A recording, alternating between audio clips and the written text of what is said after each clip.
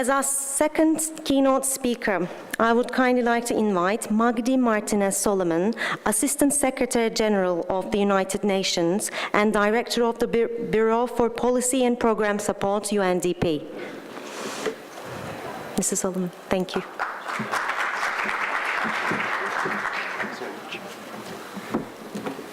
Thank you very much. Good morning, ladies and gentlemen, distinguished colleagues in the panel. Very pleased to be participating in this session on the future of work and skills for the fourth industrial revolution, together with distinguished representatives from several governments, including the government of India. This is a timely opportunity to shed light on how to prepare the workforce of the future and ensure that no one is left behind by doing so. Providing decent and productive work to disadvantaged groups is a significant global and national challenge everywhere. The global youth unemployment rate is expected to be over 13% this year, with 71 million young individuals unemployed. Women, especially young females, are disproportionately affected by a lack of enriching employment opportunities. And globally, the participation of young women in the workforce in the year before this one was around 16% lower than that of young men.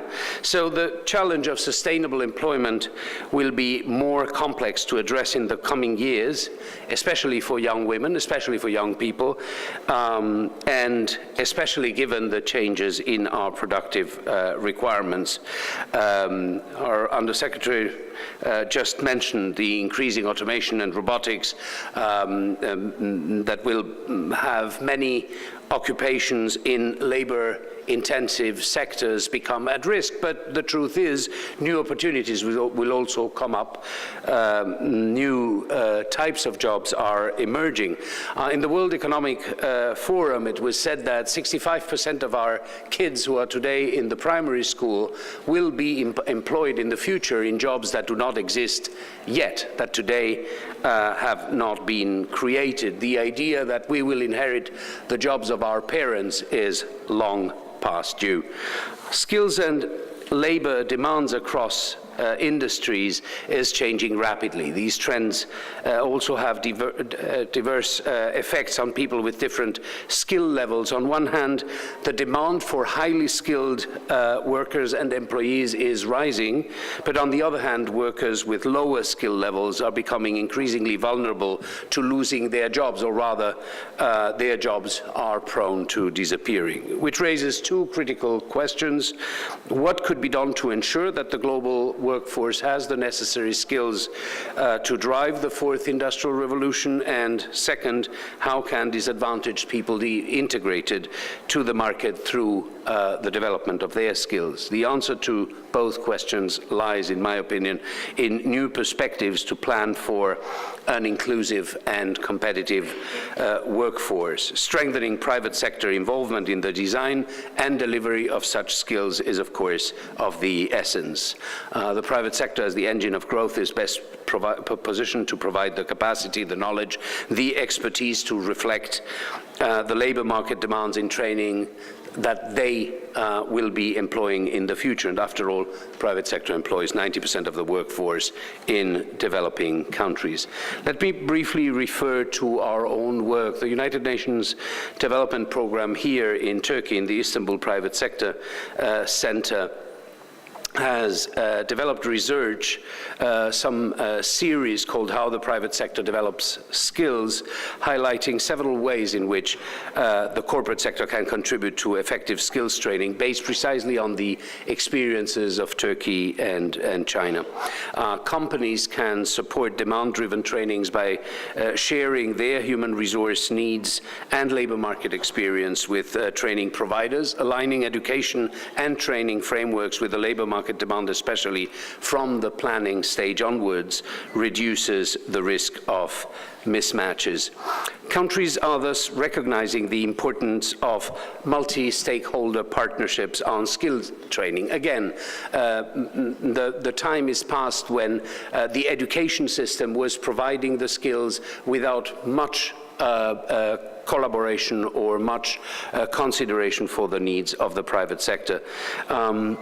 More than 12 million people enter the workforce of India each year, and yet many do not have the skills required for gainful employment. The Government of India has set a target to skill 400 million people by 2022. The private sector will be training more than a third of this number, and a comprehensive skills ecosystem has been established in the country, which builds on the close collaboration between public, private, and civil society stakeholders. The esteemed panelists in this session and speakers in the following panel roundtable discussions will share their insights and experience regarding this ecosystem. Lastly, in my remarks, I would like to emphasize that the engagement of companies in skills delivery is not a panacea for employment. The capacities and resources of all stakeholders are needed, and training should resonate with economic and industrial policies. In the end, skills per se do not guarantee job creation, although the opposite is true. Not having skills guarantees that you will not be employed in the labor market of the future.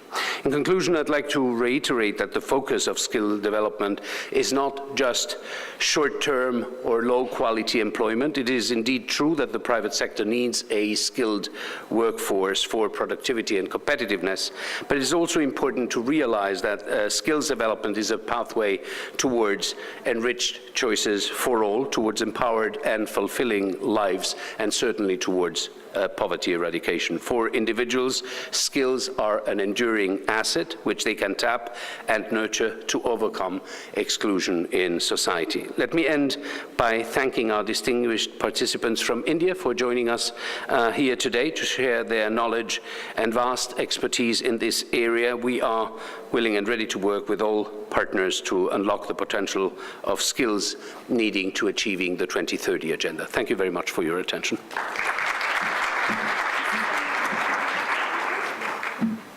Thank you, Mr. Soliman, for your speech. May I kindly now invite Mr. Ayşe Türmüzlü to present a plaque of honor to Mr. Soliman. Thank you.